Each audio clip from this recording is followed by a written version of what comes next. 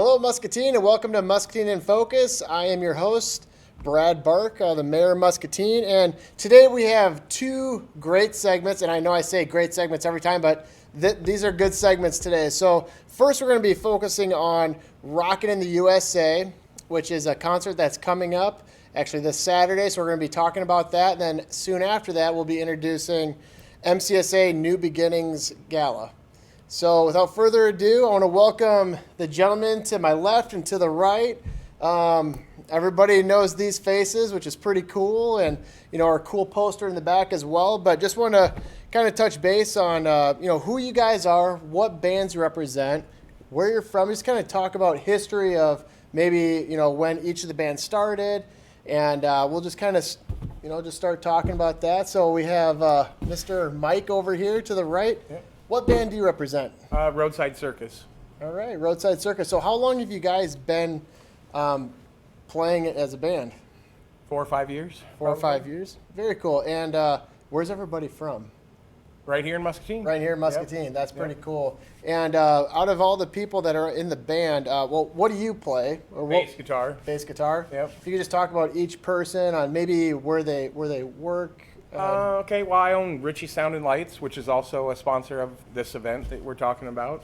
We got George Zames, plays guitar. He owns Geo John's Pizza down on 2nd Street. He's actually right there to the right. There Look he at is. that. Yep. Scott Berlin, which him and his father own Berlin's Pro Shop at the bowling alley. And then my brother Lenny Ritchie that works at GPC.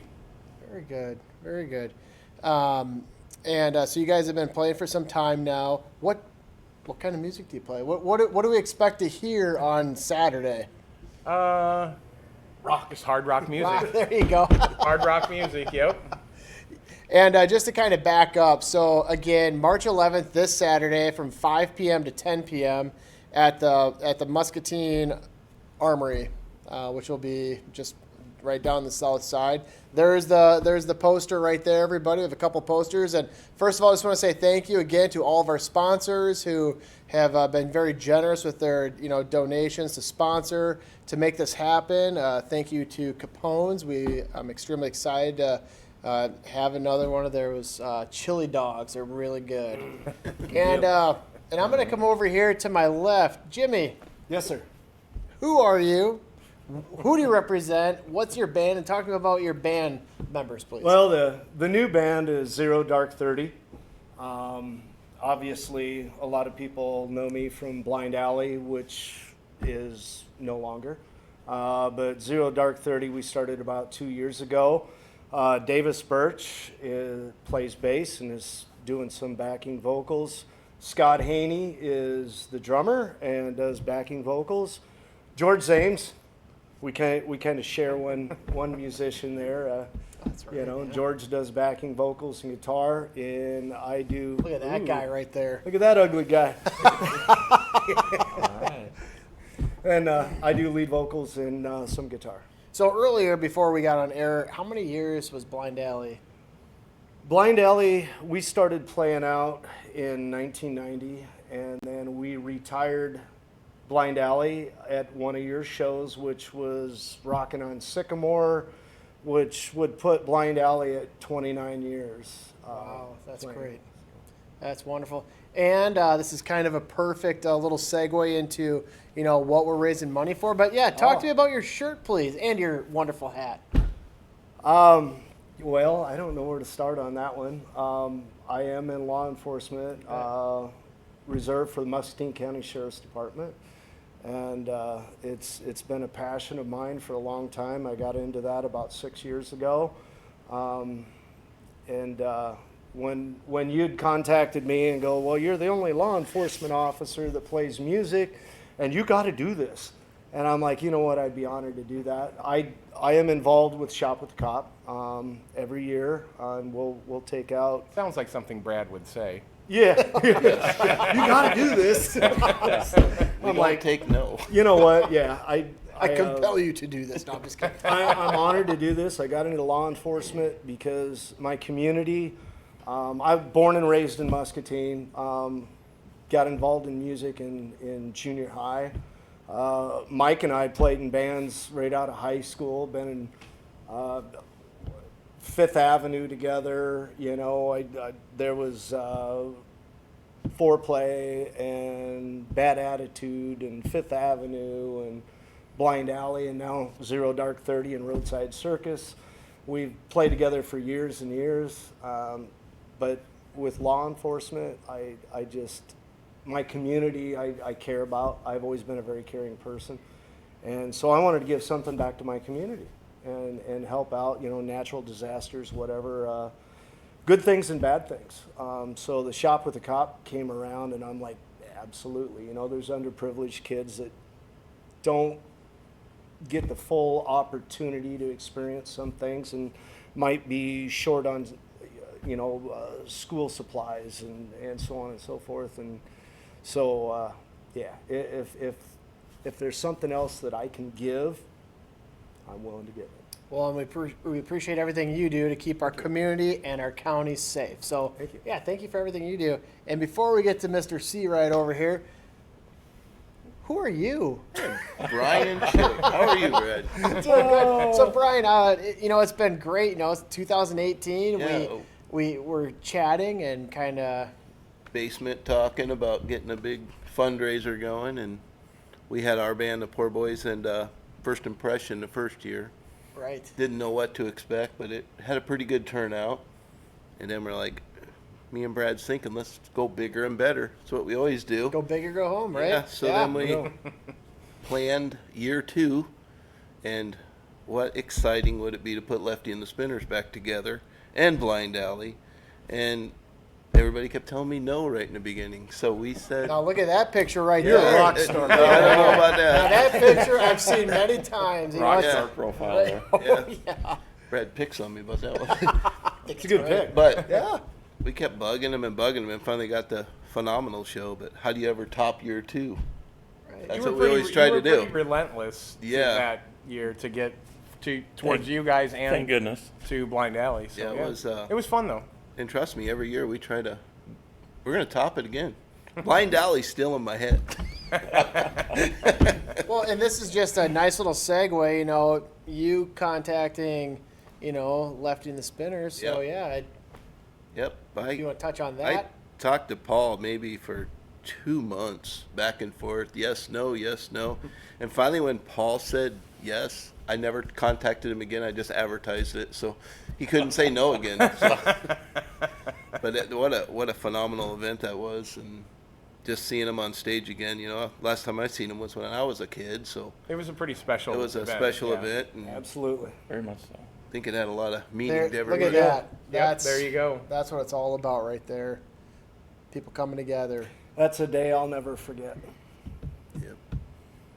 So, yeah, this is great. Going bigger. We're gonna go bigger this time. Yeah, exactly. We're gonna have to have people being dropped off by helicopters Yes. next year, right? And we're at the armory. Well, and Right, look we're at at the armory, right? We got the tanks and the equipment. There you go. There you go.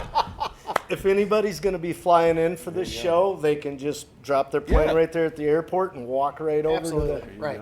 the armory right there. That's how the Spinners will show There up. you go. Yeah. Yeah. Probably. Don't take a helicopter. It's liable to be the short bus. Well, well, welcome, Mike. And yeah, if you want to talk about Thank the you, group, Brad. the Spinners, and you know, it's a tribute, but yeah, take it away, sir. Well, I mean, I think everybody knows the history because there was enough, publicity before when we did the one in 2019. And all of us, the 4 of us especially, will forever be thankful to you guys for asking and putting it together, because it got the 4 of us back together. And as things happen, everybody drifts apart. So, we appreciate the fact that we did that. Lefty and the Spinners started, there's some scary pictures. But started in 1970 with Scott Hendricks, and I started in 78. I played with Wayne, who's down there in the middle in the picture on my left, since 1966. We've been in a band together. And by the way, that's the So- same guitar in both those pictures. I did not know That is that. It is. He That's still true. has it, It's yeah. not, Oh wow. So it's been, it's been really, really important to us. And now with you guys doing this. Here we are again, even though sadly we've lost 2 members in that period of time. But we were kind of floundering, not sure what we're going to do, although people asked. And thanks again to you and Brian. We've got Beth Van Zant, who plays drums and filled in after Paul had passed, and who had been, last year she celebrated 30 years with Left-Handed Spinners. And then Park McConaughey graciously said, sure, I'll play bass. So here we are, 4-piece again, and looking forward to it. This is really exciting. So, what year did you start up again? 78. I started in 78. 78. Yeah, and pretty much been with it the whole time. We had, after we stopped in 2000, would have been about 2008. We decided to do benefits after Bob Eichelberger had passed in 2011. So the next year we did a Relay for Life and got us all back together playing music again, and continued to do that until the call from you guys that, that got the original 4 back, well, the more original 4 back together. I guess And Paul always called it the 70s era It was. spinners. Okay. It was probably a period of time when we played the most and got the most exposure. We were able to do a lot of really cool things with the radio station and playing with the Beach Boys in '84. And we got to do a lot of really fun things during that period of time with, actually it would have been the 4 of us, and then in '81 Bob Eichelberger joined and played keyboards. So I have to ask, how was it playing with the Beach Boys? Incredible. That just Haven't done sounds anything cool, like it doesn't since. it? You've got 10,000 people in John O'Donnell Stadium. Wow. So it's absolutely the largest crowd I've ever played for. And it just, Wayne and I especially were big Beach Boy fans anyway. So it was. Paul was always a really real proud kick. of that moment as well. Yeah. It was a real, and it came from our association with Jim O'Hara, who was at Kick Radio then, and Spike Odell. And, he came down to a benefit in Muscatine at the Moose. And then the next thing we know, we got some calls to do things that the radio station was promoting, and that turned into the Beach Boy thing and some other things like that. So it was, very cool. It's amazing. Very cool. It's just amazing how everything works out. It's just set up perfectly, and you guys were elected into the Hall of Fame as well. We were very fortunate to have that Kind happen. of a big deal, right? That's great. It is. Yeah, I think that's It is. wonderful. Some very nice people. You have to have somebody, nominate you and follow through and write a bio and do all that stuff. So and it's honestly the biggest kick we've had are all the people that have supported us all these years. What was so cool about 2019 was seeing all those old familiar faces, and that they're still coming out and dancing, and it's been the people. Not only the people, our connection in the group, because it's, as all of us that play in bands can attest, it's hard to keep a band together. So the fact that we were all very close, for all that time too. People talk about a marriage being difficult. And I always tell people, I said, try keeping a band together. It's like married 5 or 6 times, and somebody's got to be the head babysitter and the patcher up person, because we have differences and stuff. So Yeah. it's always. Yeah, it's and especially when we kept the kind of the core group, together, and it was just, meant a lot to all of us. It really did. So, guys, you guys are very special in our eyes, and here once again, you give us a reason to keep making music and stay together. So, Mike, I'd like to say something. And Okay. when I was just a little kid and Mom and Dad would take me, I always was interested. I get in trouble in first grade singing into a box fan. Jeremiah was a bullfrog, the teacher kicked me out of class or something. But Mom and Dad would take me somewhere, and you guys would be playing, and I'd always looked at you guys, and it was just so amazing, and I always wanted to be like you guys, we had fun. I mean, we didn't take ourselves too seriously, but we always had fun. And I've had more people tell me, you know, it just looked like you guys were really having fun up there.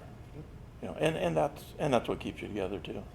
It was fun. There wasn't any drama. And in 2019, there was many people. I mean, I remember Brian and I were standing by the building, just kind of looking like, this is just amazing. The amount of people that were up there just twisting and just, I mean, singing and dancing, it was really cool. Mm-hmm. It was really cool, and they were really excited to see you guys back again. Well, we really appreciated that. That was, You remember Yeah. we auctioned off the shirt, was a kid. and that was fun too. That's And right. you guys all Yeah. signed it. That's right. I think Yeah, they C.J. Ryan ended up Yeah, buying Yes, he that. did, Yeah. yeah. So yeah, you guys mean a lot to the whole community. yeah. It was fun. Oh, and we wouldn't have kept together all those years and playing if it wasn't for the people coming out and supporting us. Right. So we owe a big debt of gratitude to them too. Well, anything else you guys want to share before the big concert on Saturday? Any last thoughts at all, or? I mean, the only thing I say, maybe if we get Hoover to sing Jeremiah Was a Bullfrog before we close this. Gotta In get a a box fan. fan. We're gonna Gotta get a fan too, because In a box I'm not fan. gonna do it. And what was the song that you tried to get me to start singing? Bark at the Bark at the Moon. I mean, last name. There you go, Mike. that's what we should No, try to I'm do good. is I'm Get good. Mayor Bark up on stage. the most donations. We'll have a thing on the stage, and I think if we can raise like $500 in there, we could probably get Bark up there singing that. Well, if we put, There if you we put a go. dollar amount on it, if we get up Yeah. to a certain amount, then he's going to do it. So Yep. Wow! Wow! Yeah. With Oh. with the USA Chad, TikTok. we'll cut that part out. I'm just Just kidding. created a new fundraiser. So another cool thing too, I know I saw some pictures of some of our law enforcement up there. I know that we all back the blue strongly, but one of the things is that, do you remember in 2018? Last thing we'll talk about, I promise. But in 2018, you had Whitney Pena. Do you remember Whitney Pena? Yes. She got up on the stage in full uniform, and she was singing the song "Zombies" by Cranberries. Yep. And she did great. Amazing. She did Wow. great. Great She's vocals. actually going to be there to sing the national anthem to kick cool. off things, and she's really excited about that as that's well. cool. So, guys, I thank you guys so much for doing this. This is year 3, basically. We had for the whole having us. COVID thing, but You bet. thank you guys so much, and what a great opportunity to get back to the community. So I great. appreciate everything you guys do. come on out on Saturday and have some Absolutely. fun. Support a good cause. So good March time. March 11th, this Saturday, doors Get open. in at 4. Get in right at 4 o'clock, and we're going to be 5 o'clock to 10 p.m. of just having a blast. We want to see absolutely everybody beer. out there, and let's pack the place. We're going to pack the place again. Raise money. Raise money. There's going to be food there. It's going to be for a good cause. So thank you guys so much. And And it is free admission, right? it's free. It's free admission. Yeah. And free so beer? Yeah, Everybody knows. free admission and everything. So Yeah. echo, no. But no, thank you guys so much. And the next segment, it's gonna be packed now. And now next segment is gonna be MCSA coming in to talk about the gala, and look forward to seeing you guys. Thank you. Thank Thanks, you. Brad. You guys.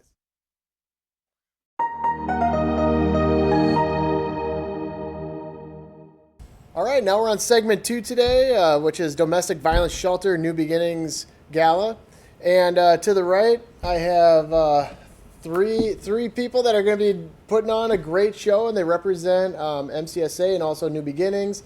And we're just going to start right here. Can you just tell me your name and title and who you represent? Sure. My name is Patti Morrison, and I am a committee member on the New Beginnings Committee. I've been on the committee for about 4 years now. This will be my second fundraiser because of the COVID. We skipped for a couple of years. I also am a small business owner here in Muscatine. I own new Good Karma Jewelry and Bead Studio in Muscatine, and we support the domestic violence shelter also through donating proceeds from our business. So we'll be going out to lots of other businesses and also asking for donations for the committee. And I help serve on it. We do our meetings, our basket nights that we put things together, and just the overall general coordination of the event itself. Very good. Hi, I'm Judy Yates. I'm the MCSA Domestic Violence Shelter Manager. I've been with the agency almost 26 years, and I manage and oversee the day-to-day operation of the domestic violence shelter, and New Beginnings is a huge part of our budget, and it's a huge part of us being able to keep our doors open. So we're very fortunate to finally be able to have it for the first time in 3 years. It's really important that we have a good turnout, and our community is always wonderful and great at supporting us and rallying around to keep this resource open for us. Hi, I'm Katie Kelly. I'm the program director with MCSA. I've been with MCSA since April of 2021. I've been the program director for about the last year or so. I'm really excited about this New Beginnings Gala because it's my first one that I've attended. I'm super proud of what Judy does for our community at the domestic violence shelter. It's such an important asset to our community, and I'm super excited about this. You know, one thing, just the segment we had before, and then what I'm hearing now is, with COVID, it just kind of stalled so many things. But doesn't it feel good just to get back out and about and, do life and socialize? I just very thankful that, we're to that point. So what is New Beginnings, and when did it start and why? So New Beginnings started, about 21 years ago. We were asking for donations in the community, and I came across a couple of ladies that had gathered some things for our shelter, and they said, but what do you really need? And I said, we really need to keep our doors open. We're grant funded. We can't charge for our services. All of our services are free and confidential. So we don't charge the clients rent. We don't bring in any income of any kind. We really need, money or ways to keep our door open because we worry every year with the grant cycle. And she said, let me do some thinking on that. And a couple weeks later, she got back to me and she said, I think me and some of my friends are going to have a fundraiser for you to raise money. And it started from there. It was completely community ran, community thought of. They planned the whole event. Us as staff and had some volunteers and stuff help out. And over the years, some of those people have dropped off from the committee, and we have, got new people on the committee and that continue to stay with us every year. So that's how it started. It started because our community cared about the resource that we have in our area, and did not want to see victims have to go someplace else or not be able to leave because they didn't have a place to go. So that's how it started. How fortunate are we, though, as a community? We Muscatine are. is so fortunate, just the giving that has been being done for years, right? For And all agencies. I mean, we are so blessed in Yes. this community. I mean, our Humane Society, the food pantry, just so many things that the community really cares about. And I know that sometimes they might get tired of hearing about, oh, they just want this, or, now somebody else wants something. But, there are some services and some resources that once you lose them, they're gone for good, and you'll never get those back. Yeah. Yeah. So the event coming up, what can people expect at this event? Well, we're going to, it starts on the 15th, April 15th, 5:30 to 9:30. And when you come, you have to register. Tickets are $75 per person, or you can sponsor if you're corporate or a company that wants to sponsor. You can do a sponsorship at different levels, and then you get seating depending on the level of that sponsorship. So when you come that evening, you check in. There's going to be a champagne welcome. We're trying to get someone to have some music, whether it's some live music, just to welcome everybody there. We'll have a dinner as well, hors d'oeuvres and dinner. Everybody will sit down and have their dinner. There'll be all kinds of silent auction items. We put together baskets, theme baskets for all kinds of different things like pamper yourself, or a barbecue, or Dog basket, cat basket, kid basket. yeah, all kinds of different things together. And so then you can peruse the tables. I think we had about, how many baskets last time? I want to say 75, 80. There Yeah, was a lot. there were a lot of baskets. So It's big. yeah, you go and you get your drinks or whatever you want to do, and just kind of have a little social time then to look around at what they're doing. There's then the dinner there. It's a buffet dinner that we're going to have. Then there's going to be a program, and we're getting a speaker as well, a survivor of domestic violence, to be able to come and speak at the event. That's always very, very moving to hear their stories and how they've improved themselves and gotten their life together again. So we do that. We have a live auction as well with some big items, some jewelry, some trips, some different things going on there as well. So there's a lot of live auction. We have a grid, so there'll be there's a fire pit that we're going to have on a grid, and hopefully a barbecue grill, working on that. So then you can do the grid. We have tickets, 50-50 yeah, tickets. 50-50 tickets, so you can do door that. prize tickets. So And then, of course, we'll be selling our blooms, our Yep. Isabel blooms that Oh yeah, those are so that's, cute. that's really nice. they're a limited edition from Isabel Bloom. They make them special for us. They have a special finish on them. Purple is for domestic violence.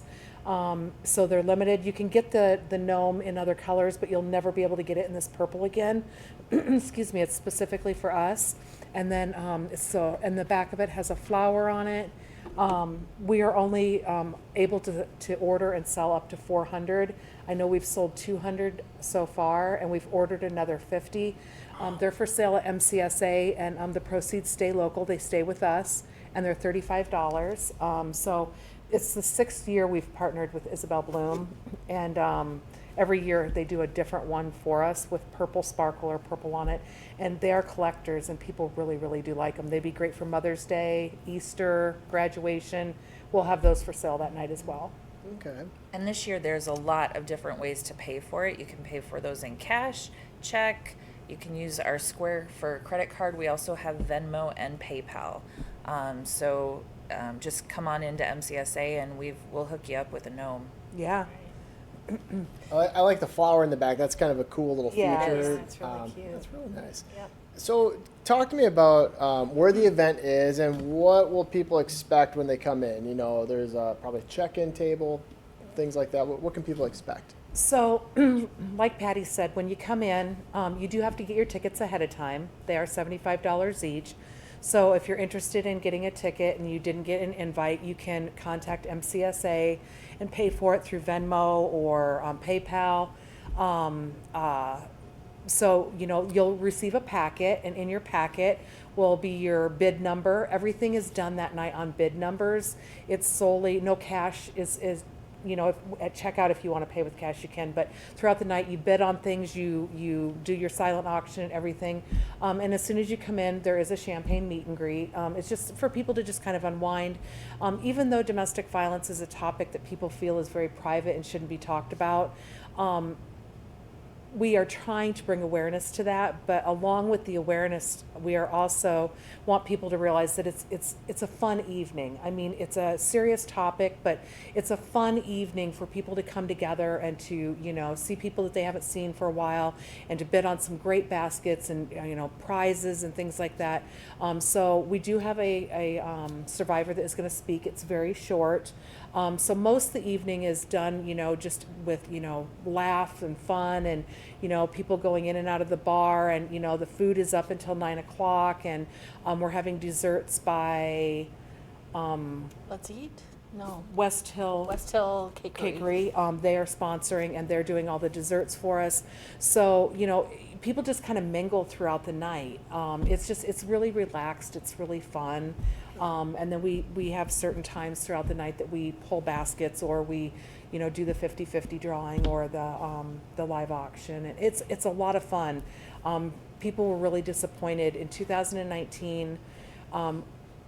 We had sold tickets, and we had started getting things to make baskets, and about 2 months beforehand, we had to make the decision to not have New Beginnings, because that's when COVID hit. Mm-hmm. And, there's about 215 seats available total. And so we had to make the decision not to have it. And then the next year, it was still like, better not have it yet. And then last year, we probably could have had it, but we were still a little worried. Numbers were starting to go up a little bit. So this is the first time we've had it in 3 years, and it's much needed. And it's at Geneva. Oh, Golf Geneva Course. Country Club, yep. good. They, That's a nice area for an event. It isn't is. Beautiful. Yeah. It's beautiful. you know, and they always do a great job, you know, helping set up the tables and everything. So, yeah, it's April 15th. Just remember tax day. I guess we could have picked a worse day to have a fundraiser. No, that's a good day to for people celebrate. that- Champagne. but it is April 15th. Yes, Okay. it's always in April, but that's the date that was picked last year for this year. So it's tax day. And Yes. Tony Tone Lockstone, he is our MC. Everybody knows Oh, Tony. that's So perfect. that makes a party right there, really. Yes, it Yeah, does. he keeps And- things moving. Oh, he does. He's wonderful. Yeah. He's the one that helps pass out the champagne and greet everybody when they come in. That's perfect. So that role was made for him. Yeah. That's great. He's a wonderful. supporter. He's a huge supporter, just here, Yeah. and then also just everything he does. Yeah. So another question is, how much money are you guys hoping to raise for this event? If you had a goal. Well, typically, New Beginnings brings in somewhere between 60 and 80,000. That's wonderful. It's a huge part of our budget. You know, our shelter is staffed 24 hours a day. We have security there. The location's confidential.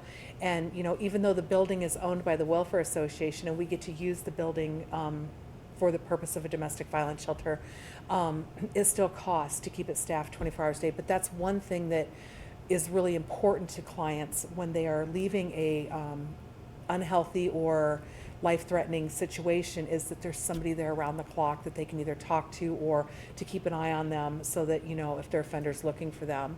So I'm sorry, I forgot what your question was. One of the pieces of information that I think a lot of folks don't know about when it comes to funding our domestic violence shelter is that in 2014, when the previous owners of the shelter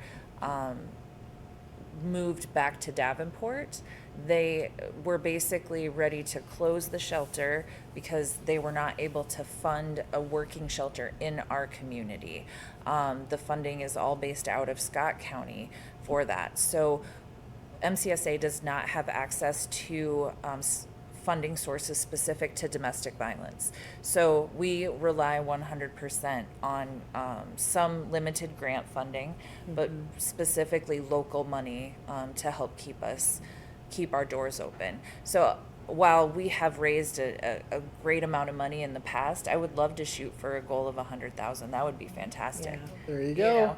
Like it. I think it would be fantastic to be able to raise that much for this much needed. And to help with us not having the last 3 years has Yes. really hurt us in It a has. sense. You know, MCSA has been able to keep us going in the community. I mean, talking about how great the community is. I mean, Tony and his kids do a lemonade stand and sell cookies.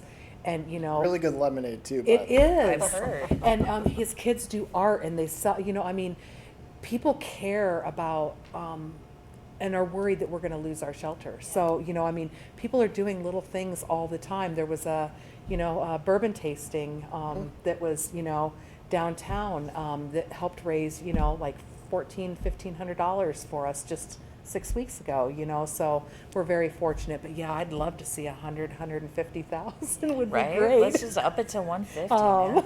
Like on going. I'm like I said, I'm so proud of the work that Judy does in the community and the rest of the employees at the domestic violence shelter. They provide a service that you know, if someone is experiencing domestic violence in our community, and they have kiddos that go to school here, if we didn't have this here and they needed to feel protected, they would have to go to Iowa City or Davenport in order to be safely housed in a shelter that's secure and safe from their abuser. That would be devastating. For me, when I think about that, moving my children's school, uprooting their lives, uprooting potentially my job, to a whole nother large community is a scary thing. And so that puts a lot of survivors at risk. It raises the risk of them being harmed or worse. So the service that Judy and her staff provide at the DV shelter it's immeasurable. It really goes to re-victimizing them as well. You know, it's almost like they're being punished because they were abused. And, you know, like Katie said, you know, a lot of people will just choose to stay because they're worried about, you know, their kid's going to graduate next year and don't want them to go to a new school. They have churches, you know, that they're part of, jobs, you know, and the communities in Iowa City and Davenport, they serve such a larger area that 99.9% of the time their shelters are full. So they probably wouldn't even be able to get in there. And you know, and I'm a huge supporter of mental health, and I've talked to Scott Dalkey many times, just on, you know, just asking him questions on every little aspect of, you know, service that, you know, MCSA does, and it's there's so many things that you guys do to give back. So, you know, I just appreciate everything you guys do 100%. Is there any special needs for the DV shelter at this time? We're a large house that houses women and children. You know, right now we currently have 3 women and 5 children. 3 of those children are under the age of 3. We provide everything for them. They come and, you know, a lot of times they come with just the clothes on their back. You know, we provide food for them, laundry soap, diapers, wet wipes, you know, feminine products, toilet paper. Imagine what you go grocery shopping for in your life with your family. We need all those same things, you know, aluminum foil, baggies, diapers, wet wipes, you know, dish soap, laundry soap, bleach, cleaning supplies. I mean, but we just go through them at a larger rate. You know, you've never seen anybody so happy to get a case of toilet paper than me. I've cried getting a case of toilet paper. I'm serious. I mean, there are things that we would have to go out and buy as an agency that we just don't have the funds for. But how do you not have toilet paper? I mean, you know, or just the basic needs. You know, a woman that's leaving and she doesn't have a job and doesn't have any income or anything, how do you tell her to try to make her diapers last longer? I mean, you can't, you know. And those are things that you can't buy with food stamps. Those are things that, you know, are expensive. So we need the same things that everybody else needs. And if anybody wants to donate anything like that, they can take it to MCSA and tell them that it's for the domestic violence shelter. I stop over, or, you know, Katie and some of the staff come over to the DV shelter. Everything gets brought to us. So, you know, underwear, socks, kids' pajamas, things that when the women are packing and throwing things in a bag that they just don't remember to grab, bras, you know, things that, you know, they just forget to grab. So in the DV shelter, you mentioned 3 adults and 5 children. Right. Is that about how many that stayed there in 2022 then, or what? Any stats on that, if I may? You can go ahead and give the stats. Okay. Yep. So that's just who's currently there right now. Okay. Okay. It's a 4-bedroom house, and one of the bedrooms is handicap accessible. So right now we have somebody or a family in 3 of the bedrooms. We have had just a little bit of a stint with COVID, so we are trying not to double people up, but we can. But in last year, we served 39 clients. 22 of those were women and 17 were children. So that's how many we housed. But another number that I find, well, a couple numbers that I find to be really astonishing is we had 47 women call for shelter last year that were okayed to come to shelter, but for whatever reason chose not to. Due to the dynamics of domestic violence, average woman leaves 7 to 10 times. She maybe, you know, found a friend to stay with. Maybe they made up and she decided not to leave at that time. So besides the clients that we did serve, there were 47 women and 42 children, equaling 89 clients that were okayed to come to shelter and just chose not to, or called back at another time.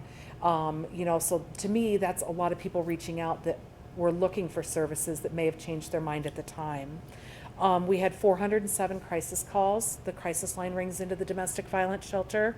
And for shelter nights, if a woman comes in and if she stays for 30 days, that counts 30 nights. We had 2,809 shelter nights. Some people stay longer than others. So that's how many shelter nights we served. We were not empty at all last year, and we haven't been for the last several years. Thank you for sharing the stats. That's, Thank you. I mean, it's good to know stats because that tells a story. Last question, how can people get involved? Well, people can get involved several ways. Obviously, purchasing a ticket to New Beginnings would be fantastic. Purchasing the gnome from Isabel Bloom would be fantastic. If people are interested in volunteering with any of our programs at MCSA, including the domestic violence shelter or any number of programs that we have, they can call us at 563-264-3278 and talk to a front desk staff member. They can let us know which program or if they have an interest, we can help direct them to the correct program for them to volunteer. Also, we're consistently posting needs lists on our Facebook page, at our MCSA Facebook page.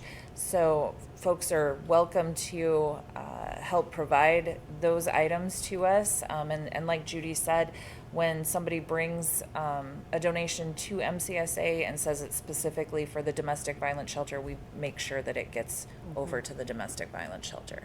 So those are some ways that folks can get involved, absolutely.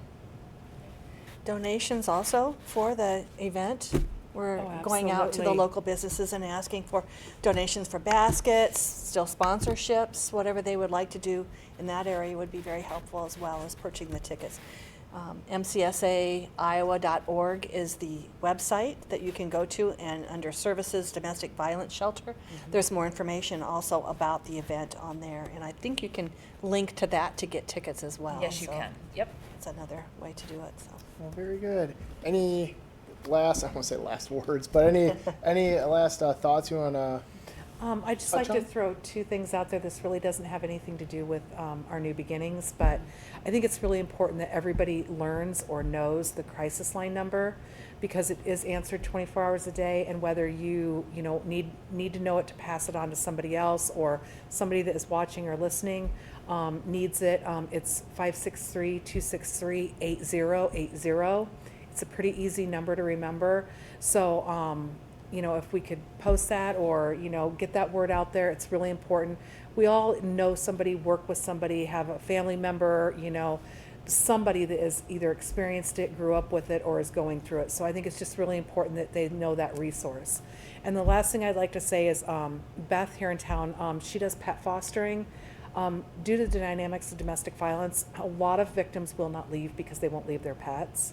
And we cannot have the pets at our shelter, but Beth Van Zant, she pet fosters for us. And I know I have 2 dogs, and if I had to leave my home, I would stay if I had to leave my dogs, only because a lot of offenders will use the animal and say, you leave me, I'm going to harm our pet. And a lot of people, when they call, will say, well, I can't come to shelter. What else can you help me with? Because I won't leave my cat or I won't leave my dog. We have crossed that barrier for the homeless shelter as well as our shelter. And it's really important for people to know that, because really a lot of victims will stay and continue to be abused rather than lose their pet. So. And it's so refreshing to hear at the event, hear the stories of a survivor, of how they have, overcome these obstacles that they've had in their lives, some terrible times in their life, and with the resources that they've been able to have here at the domestic violence shelter, and to better their lives and to move on to more safer places. It's just really inspiring to hear those stories, those success stories. Yeah. Judy won't toot her own horn, but the amount of people who have benefited from meeting Judy and receiving services from her shelter is overwhelming. Yes. I've heard several success stories. It's the community. I've heard several success stories about how her empathy and her work with clients has helped them to make better choices moving forward, and we're so very proud of, Yes, of we what are. everyone does. I'm over very there. passionate about what I do. I grew up in a home with domestic violence. I've actually spoke at New Beginnings and told my story, which a lot of our staff did not know. It's not something I share, but with my mom's permission, the last time we had it, or the time before the last time we had it, I actually told my story. I just don't think that people realize what children growing up in a home with domestic violence, screaming and yelling and crisis and chaos go through. And, you know, I know that, you know, at some point in time there may come a day where we can't have our shelter doors open anymore, but I don't like to look towards that because I just can't imagine what our clients would do if they didn't have that option. Myself and many of the staff have been there for over 20 years, so we're very dedicated to helping women and children, and we're saving lives. Well, I appreciate everything you guys do. This is just another amazing event, you know, part of this series that we just talked about today. But thank you so much for showing up to the show. And well, Muscatine, there you have it. You have 2 events coming up, both for absolutely amazing causes. You have the first one, Rockin in the USA, which is March 11th, this Saturday, 5 p.m. at the Muscatine Armory. There we go. Thank you, Chad. And then also on April 15th, also known as Tax Day. Yes. Thanks for reminding us. And that starts at 5:30 at the Geneva Golf Course right there. And amazing causes. Just another reason why our community is amazing. We care, we have hearts, and it's just, this is wonderful to have people that care about each and every person in our community. So thank you, Muscatine. We'll see you next time. And remember, be your best.